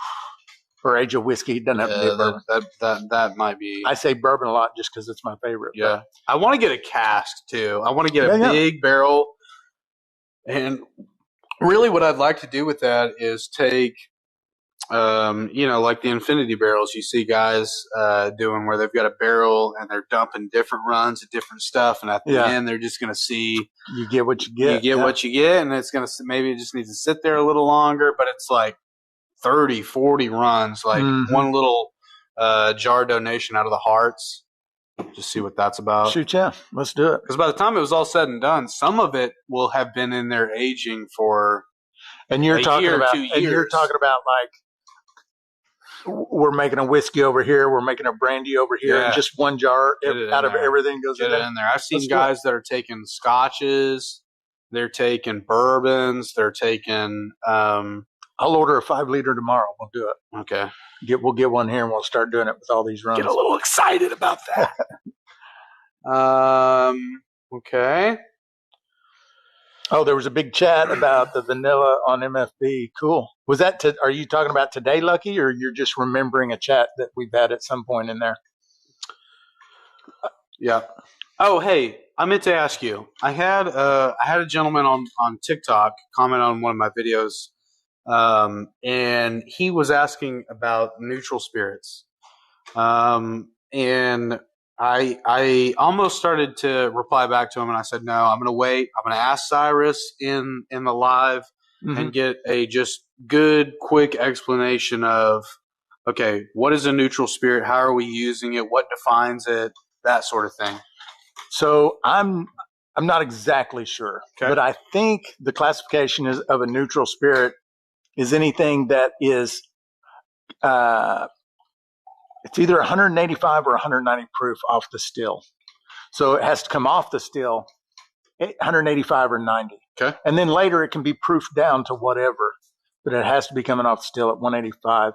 But your base liquor is coming in at 185, 190, and then you're proofing it down with whatever sort of flavoring or blend well, I guess not a blend because the other didn't come off it. Yeah. Interesting. I think that there may be someone in the chat that knows everything that qualifies a neutral spirit, but I think that's it. My rooster is going soon. I'm pumped to see him making some fire drinks. Oh, man, we got Jack Longberry in the chat about to sacrifice a rooster to the cause. Hell yeah. I like it.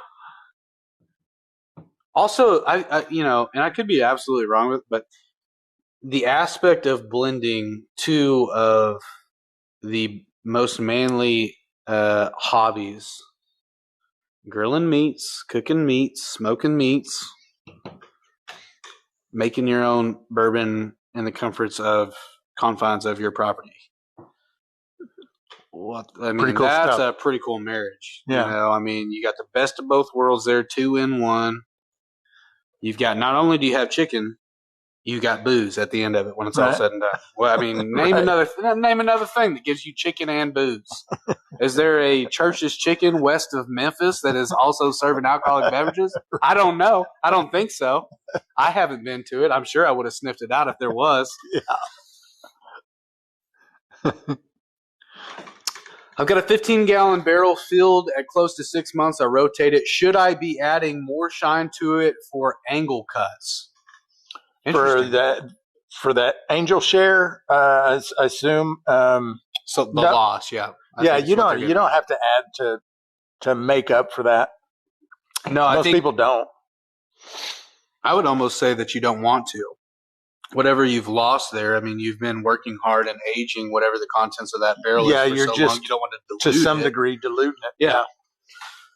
I would say no, but also, Dustin, we always say, do what you want. Yeah, unless you're you don't want to dilute it, I wouldn't think, unless you're intentionally doing like a someone in the chat helped me with this, the name of the system where you've got multiple barrels and the last barrel has been aging for a long time. You're taking it out and bottling some, and then you've got a barrel, and it's like a cascading effect where you have multiple barrels, and then the top barrel is like the newest stuff, but portions of it gets moved down the line all the time to that last barrel, which is what you're pulling. Like a step blending type. Yeah. There's a name, Solera. That's right. Exactly. Solera. Yeah. So that's a pretty cool way to do it, but it just requires that you have a lot of barrels. But it would take an obscene amount of beer. Also an obscene amount of whiskey if you're thinking about it. Even if you're in 1 gallon cask, that's a lot of booze. Yeah, I think if you had like 20-liter barrels, what is that, 6 gallons or something? No, 5 gallons, a little less than 5 gallons. I think you could get by with like maybe 5 of those. God. And start one up. You could do, yeah. But you said you'd been aging it for 6 months. If you're aging it, if you're thanks, Clinton. You may or may not have been kind of. Camera's getting out of focus when we. Oh God, I got a bottle in front of it. You've had it on for 6 months. If you're tasting as you go, every month, couple months, and I just feel like you could take the risk. You could run the risk of introducing something into your to your age setup that is going to, change how, what you've done in the last 6 months. Yeah. Maybe minusculely, maybe a lot. I don't know. But the risk of that would hold me back from maybe filling that extra space. Isn't that an infinity barrel? No. So Wade, an infinity barrel is what I was talking about earlier. And it's where you've got, big barrel, normally charred oak, regular old whiskey barrel, ready and primed, ready to go. And you're taking a little bit from each run. Could be, sometimes people are doing all bourbon. Sometimes people are doing all, this or that rums, whatever it is. Sometimes they're taking, stuff from, completely different kinds of liquor, and they're pouring it all into one barrel. And at the end, where they're pouring a fifth into the barrel or so, they're thieving a little shot out of there, and they're trying it.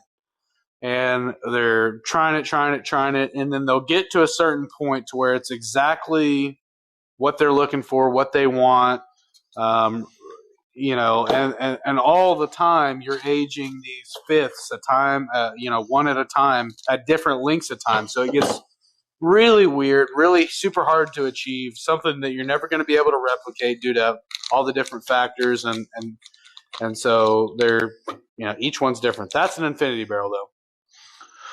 Okay, this corn is ready. All right. And y'all can see that's pretty thick. This is the high temperature alpha amylase, and it's labeled, comes in the kit. And that's going to break the starch down, and it's pre-measured for the 6 gallons. It's going to break the starch down into long chain sugars, and it does it really quick. Like, we'll stir this in, and it will thin out just within seconds, and it'll get soupy. And then you know that the starches have been converted into the long chain sugars. Now, those long chain sugars are not fermentable. The yeast can't consume them, and that's what the glucoamylase is for. But you can't. Soupy. You weren't lying. Right. Look And so you can, that guy. right, you can see he's just stirred for not even a minute, and it's just soup now. Completely different. That's so crazy that one small bottle like that you can add in and can completely change. Yeah. The texture and the. That's crazy. Oh, there you go. So the next step is to add the glucoamylase. That will convert the long chain sugars into fermentable sugars. But you can't do that. I just measured the temperature. It was like 180 degrees. You got to be down to 130 before we can put the gluco in. And I've got this 2 gallons of water here to add to it just to help cool it down. And we don't have to be at 130 degrees. We just have to be below 130 degrees. So we'll stir that up a little bit. We'll see what the temperature is, and should be below 130. But I mean, my guess is it's going to be like closer to 110, 120. We'll see. So it's we're still kind of climbing slowly with this thermometer. We're about to hit 120. Still hadn't leveled out though. Yeah, what? Yeah, 120 degrees. Stuck at 120 on the dot. So now we can add in the gluco, and then you can also add the gluco in at like the same time you add your yeast.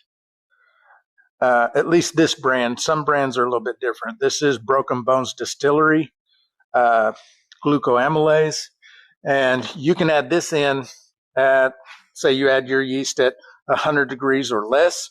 You can add the gluco at the same time because they will work alongside, parallel to the yeast. So as the gluco is converting those sugars, the yeast will be consuming them.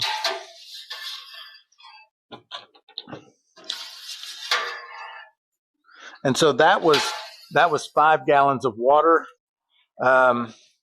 So I'm probably not even going to pitch the yeast tonight. I'll just pitch it in the morning when I get here. And yeah, that's what I'll do. Cool. And then I'll dump that into my 12-gallon fermenter because, like I said, I'm going to do another 6-gallon kit tomorrow.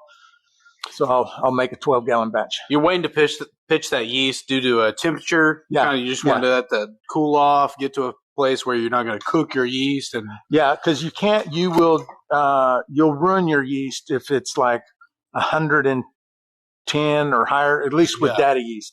Like 110 or 120, I don't remember what the number is. Yeah. And so we tell people just make sure you're under 100 before you pitch your yeast, and then you don't have to worry about it. Yeah, and then that limit on the temperature is different for different kinds of strains of yeast. But I'm using a daddy yeast. So what's the upper end of daddy yeast on terms of survival rate to ABV? Like, what's that percentage got to get to on daddy yeast? I know we've talked about EC1118 and D47. 18%. Some of them. I think daddy is up to 15%. Yeast tolerance. Okay. Yeah. Why is it that the daddy yeast is kind of, again, we see a lot of comments. We know the yeast you guys are using. He uses them in his kits. What makes the daddy yeast the preferred yeast for this kind of a mash? So for me, well, first of all, for distillers, most of the time distillers aren't trying to make wine. We're not trying to make a 17% wash, right? 10% is good enough for most distillers. So you don't need something with a high ABV tolerance. And Daddy is just like this. It's like the Glock of the yeast world. It's like super dependable. Super dependable. It's going to do it every time if you just keep it. And it has a large temperature range. Like you can go down to like 75 degrees and it'll chug along slowly. You move it up to like 85 degrees, it's going to speed up and start fermenting real fast. But it's just a really durable kind of all around yeast. Shout out to Daddy Yeast. Right. This live is brought to you by Daddy Yeast. Right. Red Star Daddy. Yeah, but that will ferment. This recipe typically ferments in like 10 days. So we'll be distilling this wheat whiskey pretty soon. Oh, maybe after the chicken. We'll have the wheat whiskey will be ready to distill. I like it too. And kind of your approach generally as far as ferments go is, there's nothing wrong with letting them go. Yeah. And I think I can kind of appreciate that because I think as a new distiller, as a new winemaker, you're always kind of like, let's go. We're ready. And I've tasted many of your runs and I think you're able to achieve something, not only because of the cuts and the other stuff you're doing, but there's like easy go, easy does it type mentality to the fermentation process, so long as we're staying within certain parameters. Right. Yeah, that's right. And like I'm well past the excitement. Let's get it done. Like I'm well past that stage.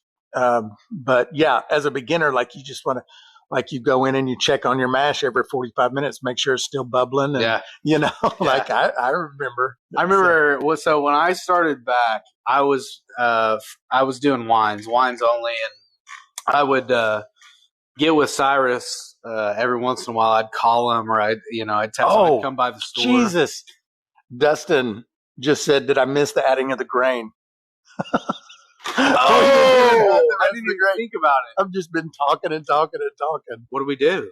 So we can add the grain now, but Frankenstein run? Oh, actually, we can't. So here's what's going to happen. We've already added everything to convert that. I could, at this point, heat it back up to 157, 160. Do it like I'm going to miss conversion. Like this grain is not going to get converted. Do whatever you would do at this point if there was a new beginner watching this and somehow they did the same exact thing that we did. That's a good idea. So we screwed up and forgot to add the rest of the grain into the mash. We screwed up. We should have added it at 157 degrees. Okay. I don't know why I wasn't thinking about it, but yeah. So we screwed up. So now, what I would do with this, like rather than say, I screwed up the entire run. Done, thought out. Yeah, I have two options. I can heat this back up to 157 degrees. Okay. Put this grain in. Okay. Let it rest and do its thing for an hour and a half or so. Then cool it back down. Mm-hmm. And then I would have to add more glucose. Because once I heat this up above 130, it's going to ruin the glucose. So I could add that back in at 157 by heating it back up, and then again add more glucose, and then now we're back to where we started. Okay. Or if I don't want to do all of that, which is what I'm going to do tonight, I'm just going to add this grain in right now, and I'm going to let that grain flavor just soak in. Yeah. And I will. Before I pitch the yeast tomorrow, I'll check my gravity. And my gravity is not going to be up where I want it, like 1065. It's going to be too low because none of this starch is getting converted. So I'm just going to supplement with sugar. I'm going to bump up with sugar to get to the. Yep. So I'm going to do that before I'm going to throw this batch away just because I screwed up. You might as well make some liquor out of it. So that's what I'm going to do. Okay. Yeah. All right, and this will be an interesting run on. Okay, look, things didn't go to plan. That happens if you're on the super experienced end of things or the less experienced end of things. You're going to screw up every once in a while. Let's roll with this one and see. So thanks for catching that, Dustin. I don't know. I hadn't been paying attention to the chat for a while, so I don't know if Dustin was the first one to catch that or not. But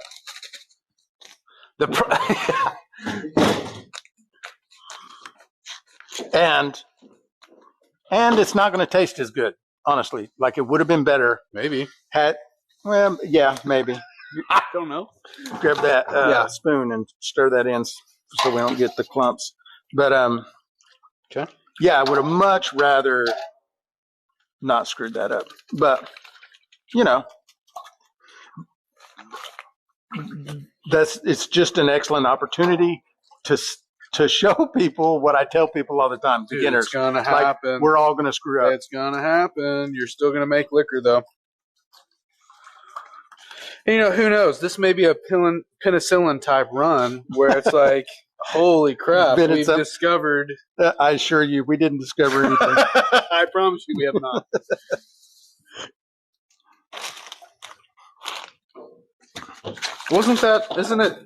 Was it penicillin that was discovered by accident? Accidentally, yeah. I said that one time. I was telling that one time, and I said something that was obviously not penicillin, and it was not. It was like I misspoke. This smells so good. Golly, it does.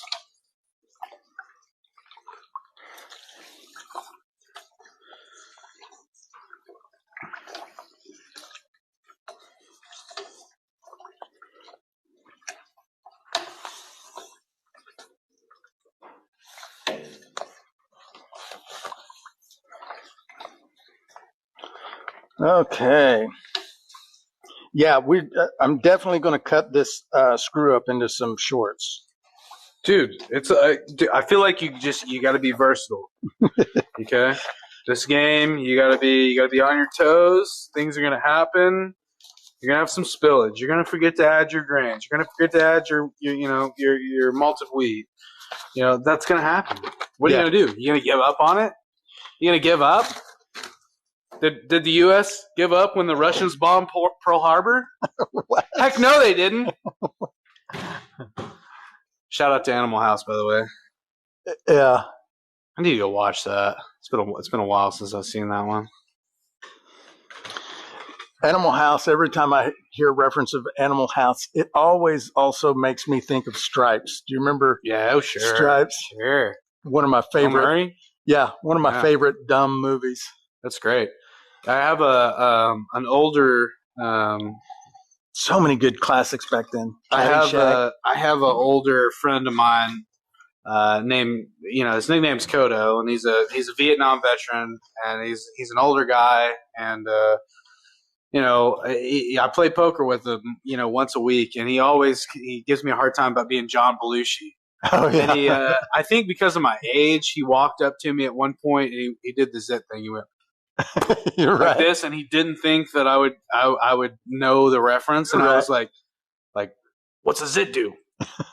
Right. And did it right back to him. But man, dude, Animal House, such a great movie. They're not making them like that anymore. I feel like too. Yeah, there were some good ones.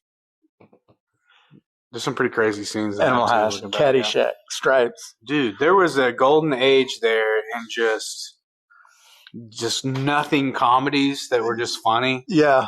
And there was no the Bill Murray, the Chevy Chase, dude, Chevy Fletch. Chase, yeah, dude. Like oh man, Chevy Chase, and then something happened. Something happened around like early 2000s where Chevy Chase is like, I don't really do anything anymore, and I was horrified. Yeah, the 90s Chevy Chase was nuts. Early 80s, which I guess he caught his heyday probably in the early 80s. Yeah. Saturday Night Live and all that. Yeah. What are they saying about us? I always make mistakes when I mash while drinking. Well, Dustin, there's really only been one of us drinking. But I'll tell you this: some stone cold sober mistakes I've made. I've called him and been like, "Ow, hey, what do I do here?" a couple times. So it happens. I think it's just kind of how you roll with it. I mean, forgetting to put the grains in, not a common mistake. Yeah. Like that only happened because we're doing a live. We're doing a live. We're getting caught up doing other stuff, and so shit. And we'll let you know how it turns out. Tomorrow I won't make that mistake tomorrow. So I'll at least have one video of it done correctly. Dude, I would prefer watching dude, I screwed up. What do I do? That's super helpful because there's going to be someone that, I mean, it's going to happen. Yeah. It's going to happen. I think it's less likely, when you're sitting there as a beginner following the instructions. Well, and I can tell you what is common is not getting a good conversion, especially when you're just learning how to do all grain mashes and you get all the way down to pitch and yeast. Yeah. Or you've gone through all the steps to convert the starches, and then you do your starch test and you didn't get a conversion. Yeah. What do I do now? Well, it's the same position. Like you have the same two choices. The magic of television. Here's what we'll do. You guys, you 34 of you that are currently in here right now, 38, 34, wherever you are, you'll be the only ones to know this. But at some point, Cyrus may put out a video. And there's going to be a little cutscene. What do I do if I forgot to add in? And then we're going to, we'll trim this up through the magic of television, and there'll be your video. That's an excellent idea. Yeah. Have a good, okay. But super interesting. Got to remember not to set stuff in front of the camera. I almost did it again. I did it earlier with the wine bottle, I think. What else were we going to do tonight? That was it, right? The three things. We did that. We did this. Did we want to give them an update on the bourbon tasting? Do we want to wait till next week? I think we'll wait on give it another week. Okay. I'm just giving this a stir, and then I'm going to put the lid on it, and I'm just going to leave it overnight. Yep. I'll check the gravity tomorrow, bump it with sugar, add the yeast, and make it happy. How much sugar you add? Well, it depends on the gravity. I want the starting gravity to be around 1065 or 1070. Okay. So depending on the conversion, that was only 6 pounds of corn. So that's 6 pounds of corn is 32 times 6, 12, 3 times 6, 18, 190, what did I say? 192 gravity points in 6 gallons. So 192 divided by 6 is what? Do the math real quick. Okay, bump it up to 200, 40, 80, 20, 40, 60, 80, 160. No, 20. I'm already wrong. It's 20. It's 4 pounds of corn. So it wasn't 6 pounds. 4 pounds of corn. Give me the end number again. Do you like hey, we need to edit it in right now where I'm doing there's math. There's numbers flying around give me the numbers. Yeah. Numbers. 4 times 32. Okay, so 30, 60, 120, 2, 4, 6, 8, 128. Divided by 6. Okay. 22, 10, 20. 23. Okay, 120, 21.3. Okay, so the gravity is going to be somewhere around 1.022. Dude, am I the smartest man alive of all time? You're the smartest man I know in this room. Where's my Nobel Prize? Dude, who can do drunk math like this guy? If I ignore Adam. Nobody. Yeah, let's be honest. The guy over in the corner who's not saying anything that's in charge of our production is by far miles away from, he's the smartest guy. It wasn't bad, was it? There's alcohol molecules and just a lava lamp floating around up here, and somehow it's working. It's a lava lamp. That's hilarious. It's just one of those chickens up there that it's got feet that wobble, and it's one of those little Chinese little toys. Oh man, lots of people like 90. Is or so. I just prefer the way the proof and flavor work together. I think they're talking about shout out Hillbilly Glass Mountain Brandies. I think still works in brewing. Dude, little shout out to Stillworks and Brewing. Randy. You know them pretty well? Randy, yeah. What are they about? He's in here every week. He's got a Stillworks and Brewing Moonshine channel. Okay. In fact, we've been talking for about a year of doing some kind of collaboration video. But I like that. He's got a full-time job, and it's hard to make it happen. But we're going to make it happen, right, Randy? Jump in there and say, right. Oh, God, ABV must be doing goodbye. Yeah. Shout out outside of the grind, outside of the grid. My bad. Sorry. I thought it was like one of those. I'm not familiar with. I got to go over there and take a look. But I thought for a second, I thought it was like he's got a pretty cool Stone Cold Hustler. Yeah. And then I was like, okay, maybe it's probably what do you call it? Like a homestead type. Yeah, Outside of the Grid's got a pretty cool YouTube channel. If y'all hadn't checked him out, go check it out. It's just like, forgive me if I'm wrong, Outside of the Grid, but it's just random. Like he does, it's just random stuff. Never know, all kinds of when stuff. I see his videos, I always watch it because I never know what. I don't have any. I like a mixed bag. It's a mixed bag. I like to roll those dice. I never know what I'm going to get. I don't mind that. Yeah, I'm on water now. Really. I'll have a sip. Outside of the Grid says very random shit. Yeah. Southern Arkansas might be doing. I'll tell you right now, Southern Arkansas, I know some guys down there that might dabble around into a little amateur, space shuttle work. They might do maybe a little amateur taxidermy. I know a ton of those guys. Right. And they could also dabble around and mess around in veterinary science. Yeah. There's all kinds of different avenues for those guys. So I like that. Astrology, probably. Dude, probably yeah. They're doing all kinds of stuff down there. Some stuff's not even maybe frowned upon. Right. Yeah.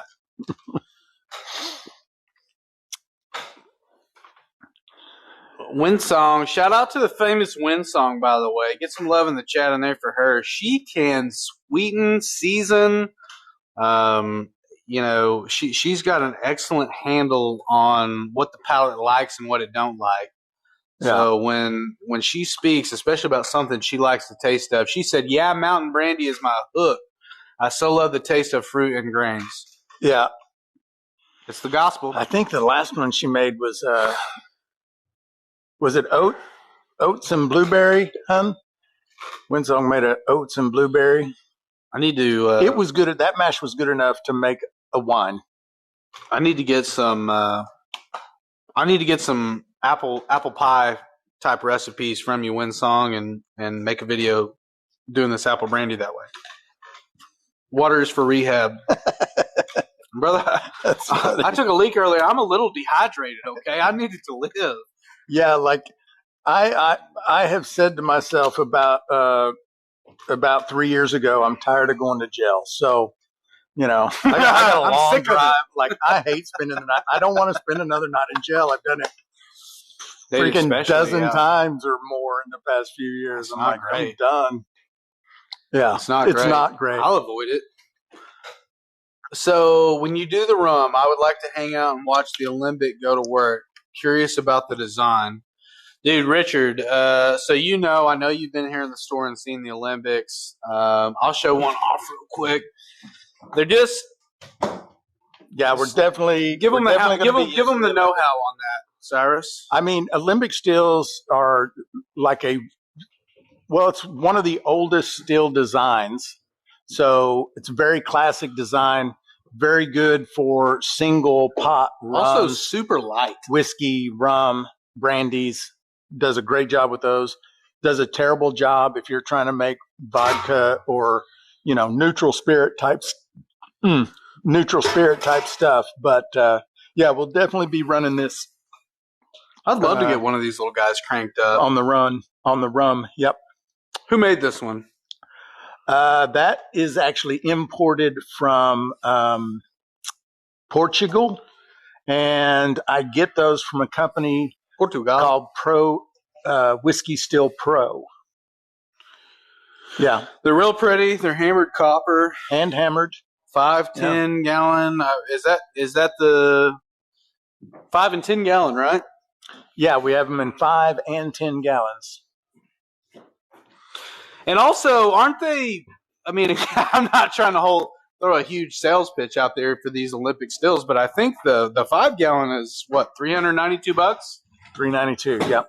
So very inexpensive for a copper still. Food sucks, shoes suck. You guys are wild. Yeah, Winsong has an alembic that she calls Betty Boop, or not Betty Boop, Tildy Boo. I feel like every still should have a name. Yeah. Your brother is a snitch. Damn. Wait, what is it? Scott says he had to shut down because his brother's a snitch. Cut those people off, Scott. I don't think I'd have a brother anymore. You don't need that kind of negativity in your life. It's a wild scenario, though. I hate that. That's rough, man. That sucks. Sometimes it be your own people, you know?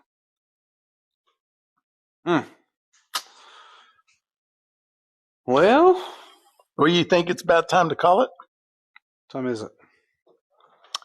6:48. Let's go 12 more minutes. We'll shut it off at 7. I feel like that's been our typical shutdown time. You guys let us know.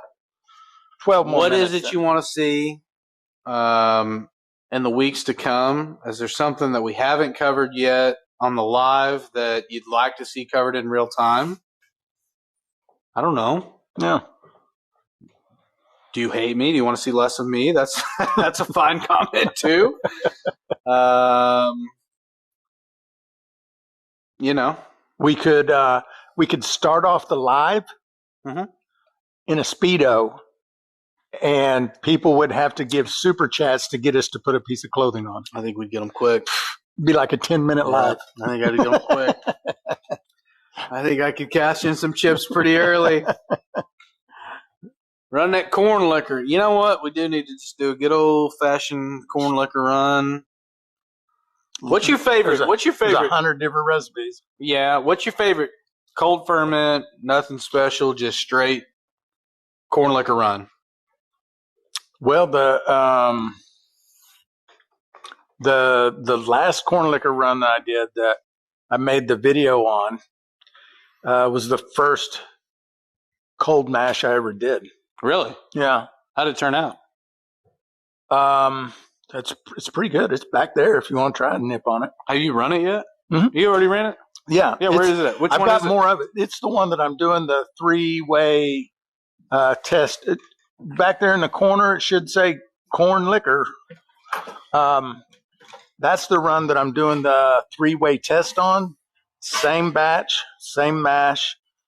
Do a double distillation, a 1.5 run, and a single and done. And then I'm going to do the 1.5 run corn liquor. That's the one. 118. Yeah. And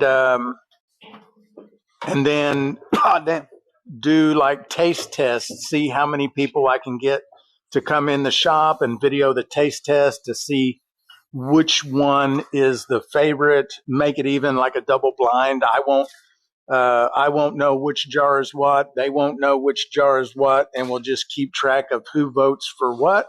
And then at the end, we'll know what most people prefer, whether it's single pot run, 1.5 run, or a double distillation.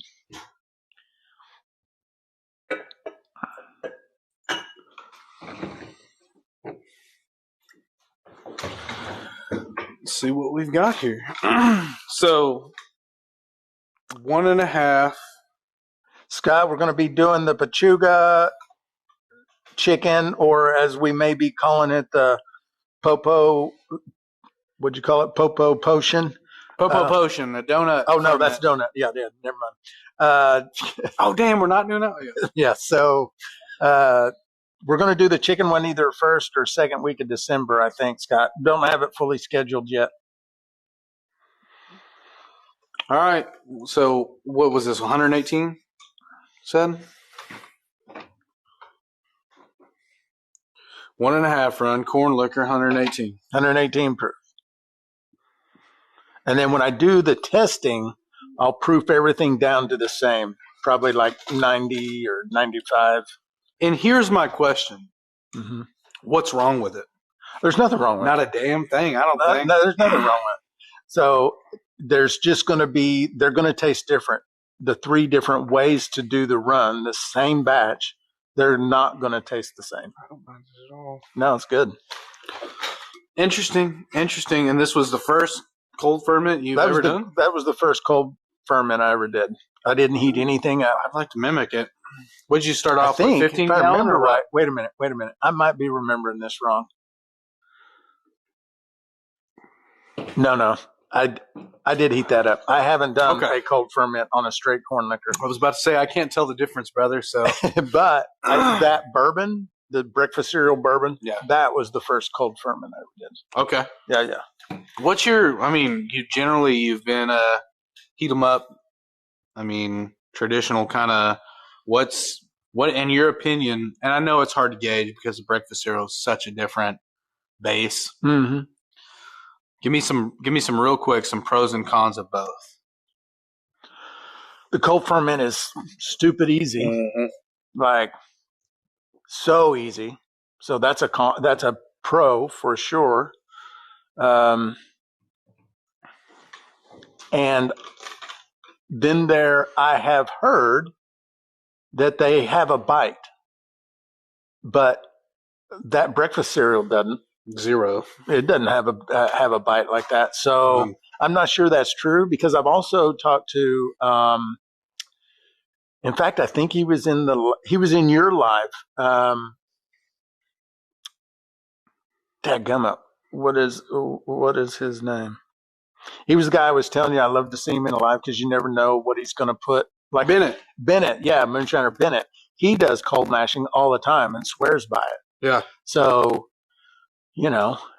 Well, I think too, it gets to a certain point where if you're running a big enough quantity and you can get a quality end product with a cold ferment because of how much easier it is to do, like, great. Yeah.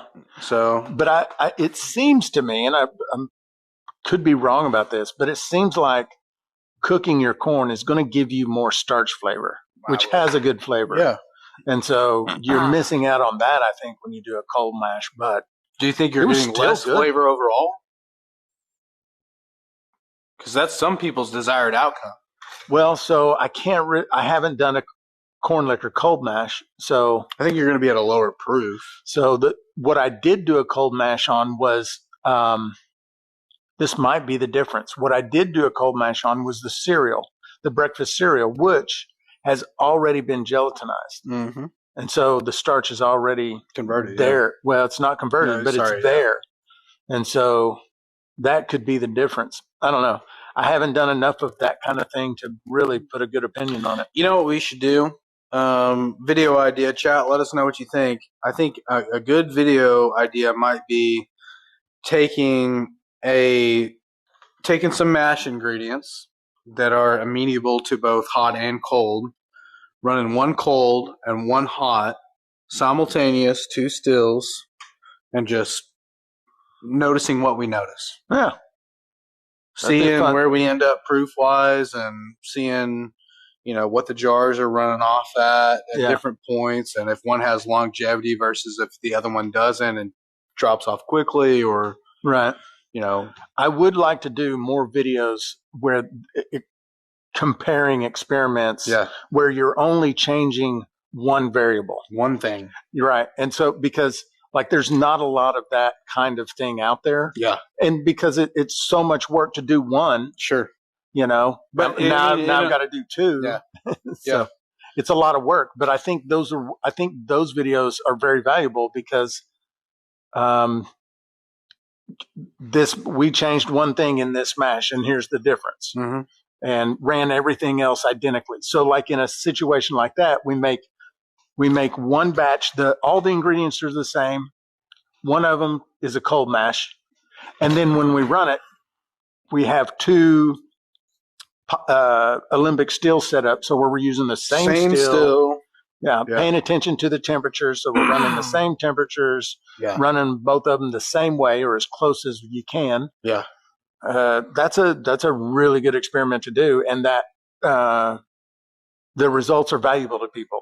Well, I think it'd be cool to do the same type thing with like, hey, here's 2 identical mashes made the same exact way, same amount of time, and you run one through the DRC stainless sub still, run one through the copper still coat, and you know, like, not to say like the whole point of the video is not like this still is better than this, is just the way they're different. Right. They're both great stills. They're both better for certain different aspects of distilling. We know that. Everyone knows that. But like here they are on the same exact setup, same exact mash. Yeah. You know, I like those kind of comparison type video ideas. I do too. I got 20 pounds of blue corn, 20 pounds of yellow, going to mash in tomorrow. Scott, brother, that's a lot of corn, man. That's a big run. Wade's running his first cold mash corn. Is yummy, has a good flavor. Awesome. I've got to run. I need to start on the ferment, but I've got to run by the store and get 20 pounds of sugar, and I just keep forgetting to. Right. Or not forgetting to, just running over here, running over there, and then. Yep. The damn sugar. I need to go to Sam's and just get some. Which, hey, here's a good question for you: granulated sugar, cane sugar. What do you prefer? So if I'm just buying sugar to make a run and I'm using table sugar, I'm just getting cane sugar. Yeah, just Walmart value brand blue bag. Yep. Cane. You know. Okay. And so like, yeah, there's nothing wrong with it. I know, like, people will say you need to get this kind of sugar and dextrose, and I mean dextrose is better, but Jesus, I'm not. Yeah, I'm not paying $4 a pound. So high. You know? I had some BSG, and I've got it in 50-pound bags in the shop, and I'm not using it. Yeah, I had some BSG dextrose, like I don't even know. It was like a 10-pound bag. And I saw the sticker on the back. It was some of the stuff that I got from my dad, you know, whenever he got out of, you know, making wine and stuff. And some of the stuff he sprung on when he was, you know, knee deep in the hobby. And I got it and I flipped the bag over and it was like $40. It was like 41, 42 bucks. And I was like, God, no. Yeah, it ain't cheap. But, well, I'm ready to call it. 7 p.m., guys. All of you that were with us tonight, you know, awesome hanging out with you guys. Cool to see what you guys are saying and, you know, kind of talking back and forth. Appreciate you all being here. I'm ABV Guy on TikTok. Obviously, we know the great and powerful Still in the Clear on YouTube, but he's also got TikTok. So go over there tonight. Little homework for tonight. Little homework. Go over to TikTok. Still in the Clear, ABV Guy. Give us a follow. And comment. Let us know. Give us some ideas. What do you like? What do you not like? What do you want to see? Yeah. Cool hanging out with you guys. We will see y'all on the next one.